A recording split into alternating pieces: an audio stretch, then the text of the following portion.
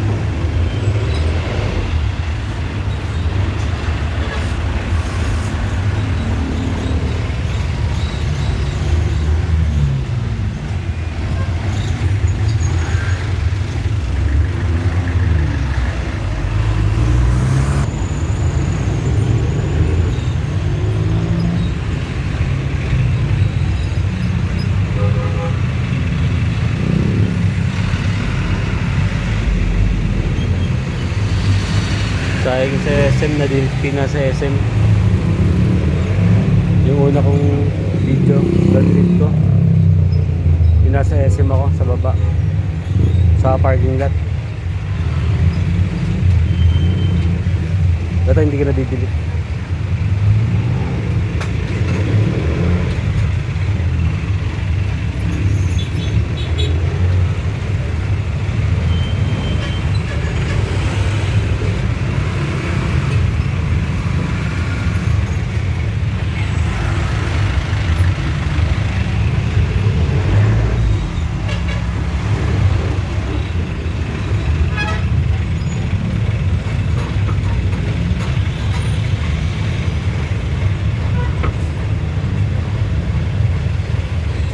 Malawak ang daanan, para bang nasanlang hindi ako kumakain ng umagahan at tanghalian. Tinitinid ko ang aking sikmura para lang may laman ng aking utak at kaalaman sa pag-aaral ng mabuti. Dahil lang payo sa akin ng magulang ay gagawing malaya ang sarili.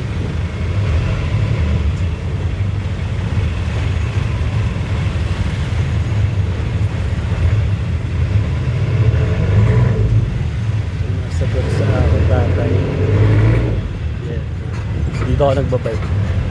Dito ako nagbabike.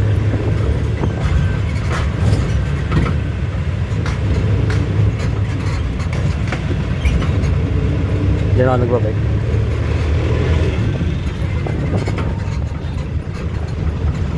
Papasok.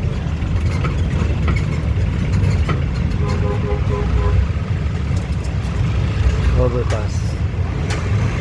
Ganda. Sorry.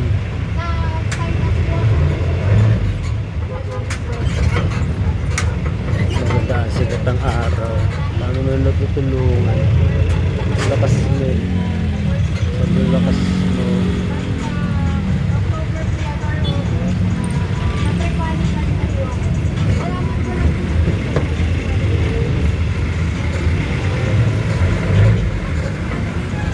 Ganda ng mga tao sa paligid ko. Mga kotse nagliliparan sa bilis, hindi wala ang nakasakay sa jeep na parang ako ang nag-imbeto ng lahat ng ito, dire-diretso, kaya bumibili sa akin takbo, hindi napagod, hindi nanghihingi. Parang makina hindi na uubusan, di ako isang makina, isa akong tao. Kung nagkaya sa akin kahit ano, yung makain na sapat, busog lagi sikmura ko sa kaalaman at hindi sasabihin ng iba. Kaya naman pala ako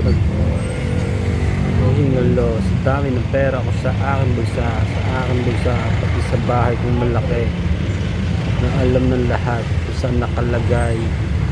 Wala pala akong bulsa ako marami. Marami akong pantalon at kotse. Pati bagong pantalon at short at t-shirt na nakalagay sa cabinet na malaki.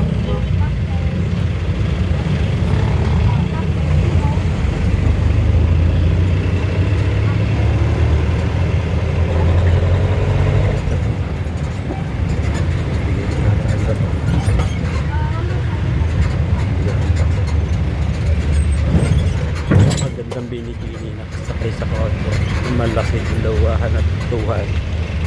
Inahal naman tawag sa iyo.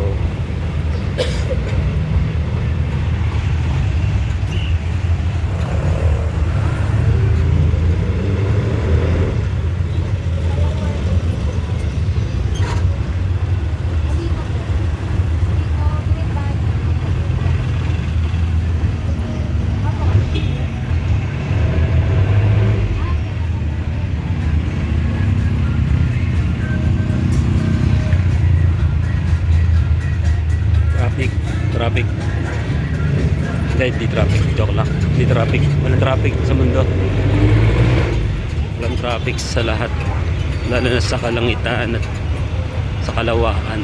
Kasi lahat nagliliparan. Na matuloy na parang ako. Di na mabasa ng mga tataktaan ng lumipad sa akin. Harapan. Bigla na lang lumibes na.